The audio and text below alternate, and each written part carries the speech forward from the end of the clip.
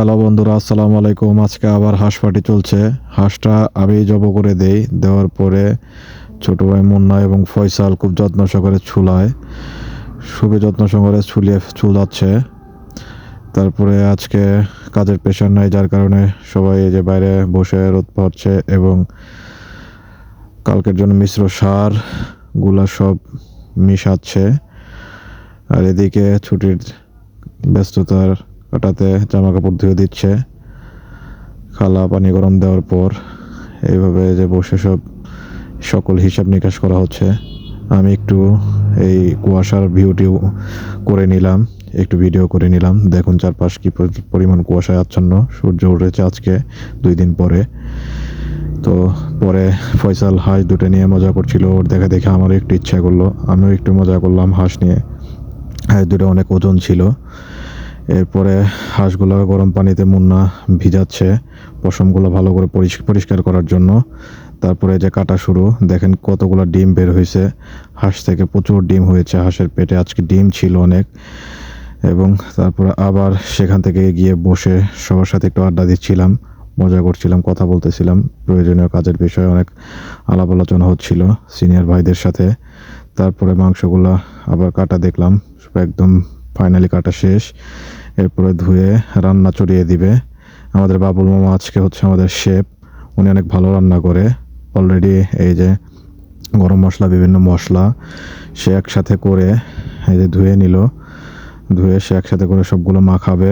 মাখানোর পরে সম্পূর্ণ মাংস এর ভিতরে দিয়ে একদম মাখায় তারপরে সরাসরি চুলায় তুলে দেবে। এদিকে কাকা চুলায় রান্নার জন্য আগুন জ্বালাচ্ছিলেন, আর বাবুল মামা সুন্দর করে সব কিছু এই যে মাখাচ্ছে।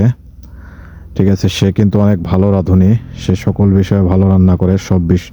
রান্নার ব্যাপারে তার অনেক অভিজ্ঞতা, সে বিশ্বের অনেক নামি দামি খাবার রান্না করতে পারে। ঠিক আছে, সে আমাদের অফিসের একজন কর্মচারী, যার রান্না প্রশংসা সবার মুখেই শুনেছি, আজকে প্রথম তার রান্না খাচ্ছি। তো যাই হোক, তারপরে বাবুল মামা বসে দাঁড়িয়ে বিভিন্ন করতেছিল, কথা বলতেছিল, তার কথা শুনতেছিলাম যে সে সব কিছু পারে। তারপরে আমি একটু দুষ্টামি করে তার ভিডিওগুলো করতেছিলাম, সে মুচকি মুচকি হাসছিল, যে বুঝতে পারছে যে আমি ভিডিও করতেছি। তারপরে আবার সে এই যে ঢাকনা তুলে দিল, এই যে মাংসটা কষে এসেছে। আজকে হাঁসের মাংস ভুনা হচ্ছে, কষা হয়ে গেছে, কষানো শেষ। আমি একটু গেলাম নাপিতি করতে মামার সাথে, একটু ভাব নিলাম আর কি। রান্না পুরোটা মামাই করছে, কিন্তু আমি একটু ভাব নেওয়ার জন্য গেলাম। তো নেড়ে চেড়ে দিলাম, তারপরে ঢাকনা দিয়ে ঢেকে দেওয়া হলো আবার, মাংস যাতে সঠিকভাবে সেদ্ধ হয়। ভিডিও করতেছিল ছোট ভাই ফয়সাল। ঠিক আছে, তো যাই হোক, তারপরে মামাকে বললাম যে ডিমগুলো আমি আলাদাভাবে খাবো, যার কারণে ডিমগুলো দিয়ে মানে পরে দেওয়া হলো। পরে দেওয়ার পরে মামা এই যে মন খারাপ করে বসে আছে, মানে রান্নার ঝুঁকে। আমি জিজ্ঞেস করলাম মামির কথা মনে পড়তেছে কিনা, বলতেছে হ্যাঁ। তো যাই হোক, এই যে মাংস মোটামুটি একদম কষানো হয়ে গেছে। এখন দেখুন কি সুন্দর কালার আসছে, কত সুন্দর। এই যে ডিমগুলো তুলে নিলাম, ডিমগুলো তুলে নিয়ে আমি, রানা এবং 3জন মিলে খেলাম।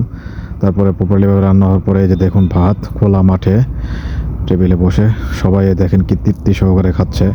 ফয়সাল কিন্তু খুব তৃপ্তি সহকারে খাচ্ছিল। ভিডিও আজকে এ পর্যন্ত শেষ। পরবর্তী ভিডিও দেখার জন্য সবাইকে আমন্ত্রণ, ধন্যবাদ। আসসালামু আলাইকুম।